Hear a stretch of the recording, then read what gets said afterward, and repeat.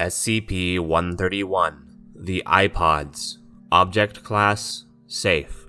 Special Containment Procedures.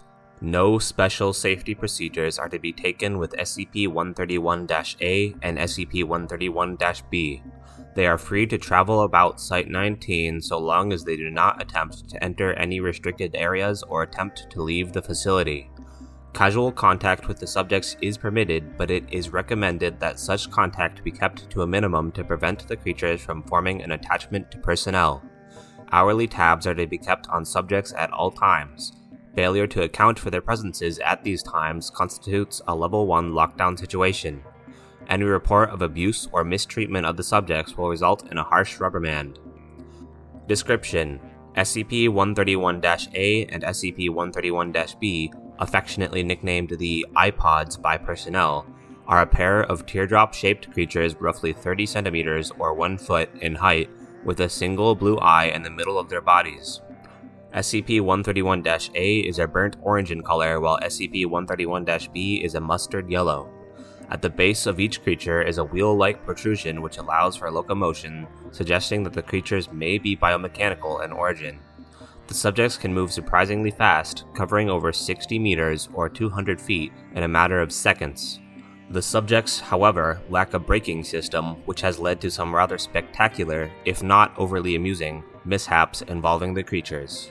The subjects have also shown the ability to climb sheer surfaces and have gotten lost in air vents on more than one occasion. The subjects seem to have the intelligence of common house cats and are insatiably curious. Most of the time, they simply roll around the facility, observing personnel at work and catching peeks at other safe-class SCPs. The subjects seem to be able to communicate with each other via an untranslatable, high-pitched babbling. The subjects have never been observed to blink, even in laboratories when the subjects have been videotaped for over 18 consecutive hours. The subjects seem to respond well to any affection given to them and will quickly bond to the giver of said affection, much in the same way a puppy bonds with a human being. They will follow anyone or anything they've made a bond with anywhere, even into normally restricted areas. Although curious, the subjects can sense danger in their general vicinity, and if the object of their bond begins to approach something they register as dangerous, e.g. Euclid or Keter-class objects, they will swarm around their bonded companion's feet or appropriate extremities while babbling in a panicked tone as if to warn them. Because of the daily dangers faced by Site-19 staff in dealing with Euclid and Keter-class objects, it is recommended that staff avoid making attempts to bond with the subjects, as it can pose a distraction during delicate operations and experiments and may pose a danger to the subjects themselves. See Addendum 131-1.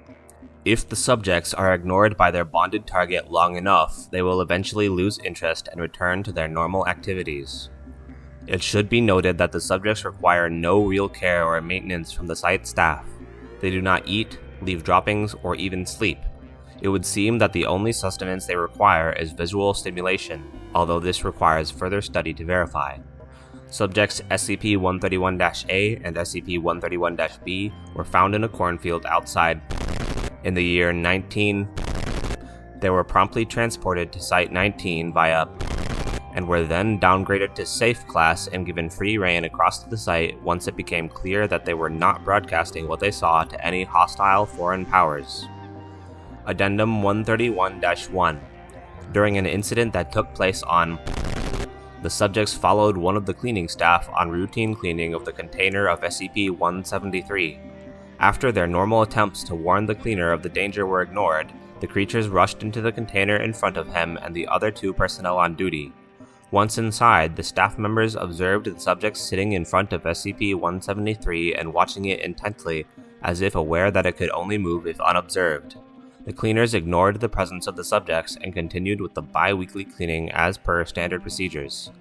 When the cleaning crew left, the subjects did as well, rolling backwards slowly and never taking their eyes off SCP-173.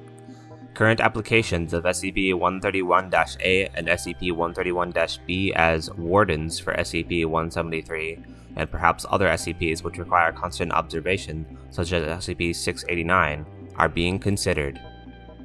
End file.